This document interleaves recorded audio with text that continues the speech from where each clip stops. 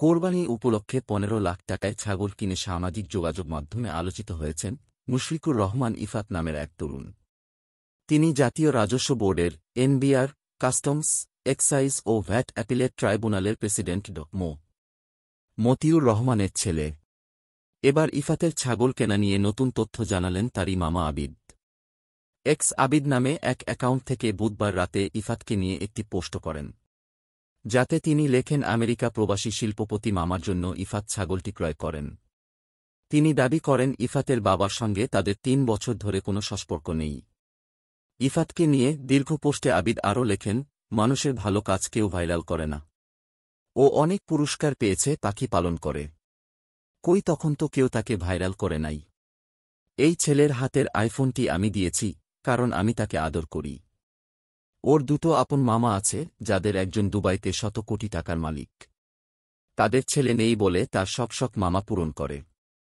আর যে গাড়িগুলোর ছবি দিয়েছে সেগুলো একটা বিক্রি করে আরেকটা কিনছে। ওর মামাদের এত টাকা আছে যে সমস্ত জিনিসগুলো ব্যবহার করে তা কিছুই না। এর চেয়ে বেশি ওর মামারা জাকাত দেয়। মানুষ ওর বাবার যে ছবি দিয়েছে সে তার বাবা না, বাবার সঙ্গে তাদের সম্পর্ক নেই ৩ বছর। তাই না বুঝে কারো ক্ষতি না করাই ভালো।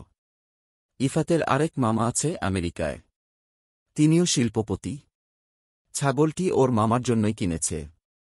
অনুসন্ধান যদি করতে হয় তাহলে আমেরিকা ও দুবাই এসে করলে সবাই বুঝতে পারবে। তবে আবিদের ফেসবুক পোস্ট অনুসন্ধান করতে গিয়ে উঠে এসেছে চাঞ্চল্যকর তথ্য। জানা গেছে আবিদ ইফাতের মা শিবুলী বেগমের আপন চাচাতো ভাই।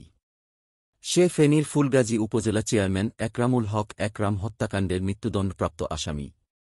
হত্যাকাণ্ডের কয়েকদিনের মধ্যে তাকে ঢাকা থেকে র্যাব গ্রেপ্তার করে। পরে জামিনে মুক্তি পেয়ে আবর আমিরাতে পালিয়ে যায়।